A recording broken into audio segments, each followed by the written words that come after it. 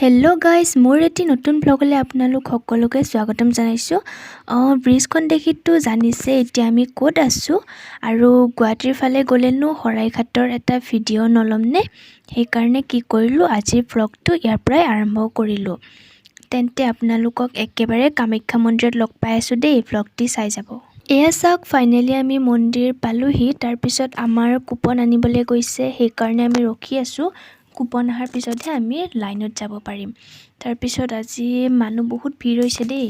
আৰু এইটো চাওকচোন, ইমান ওখ ছাগলী, এইটো বোলে ৰাম ছাগলী। তাৰপিছত আমি ছাগলীটোক দুটামান কল খুৱাবলৈ আহিছোঁ।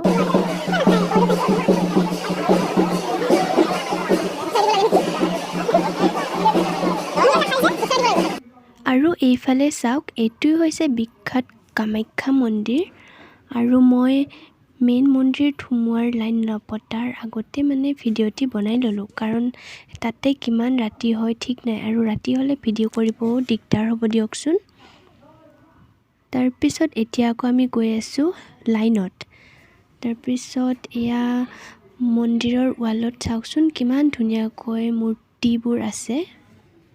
আজি বহুত মানুহ ভিৰ দেই। তাৰপিছত এই ভ্লগটো এডিট কৰাই হোৱা নাছিল, বহুত দিন হৈ গ'ল। ক'ৰবাত মোৰ যাই থকা হৈছিল, তাৰপিছত অলপমান গা চাও বেয়া হ'ল। এতিয়াও মাতটো ভাঙি আছে, গম পাইছে চাগে আপোনালোকে। লাইনত আহি পাই আমি বহি আছোঁ। তাৰপিছত ইয়াতে বান্দৰৰ বহুত উৎপাত, সুতো চাওকচোন কি উৎপাত কৰি আছে।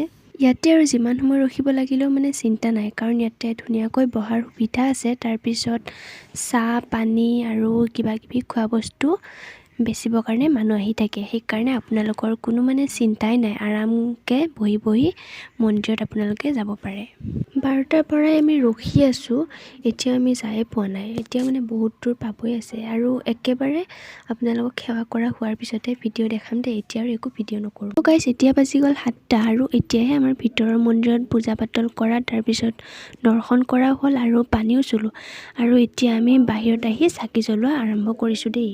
আৰু এয়া চাওক, ৰাতিৰ কামাখ্যা মন্দিৰৰ দৃশ্য। ৰাতিৰ 7টা বাজিল, হ'লেও মানুহৰ ভিৰ। দিনততো ফটো উঠা নহ'লে, সেইকাৰণে এতিয়াই কেইখনমান ফটো উঠি লওঁ মই।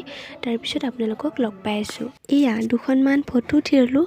তাৰপিছত এতিয়া আমি জল্দি ঘৰলৈ যাব ওলাওঁ। একো খোৱাও নাই, ভোক লাগিছে, ৰাস্তাত কিবা এটা খাবও লাগিব। তাৰপিছত বহুত দূৰ ঘৰ যাবও আছে। আৰু এয়া চাওক, কিমান ধুনীয়া এটি দৃশ্য। পাহাৰৰ ওপৰৰ পৰা লাইটবোৰ কিমান ধুনীয়া দেখিছে, যেনেকৈ তৰাহে তেনেকৈ জিলিকি আছে। মোবাইলত ইমান ভাল দেখা নাই বাৰু।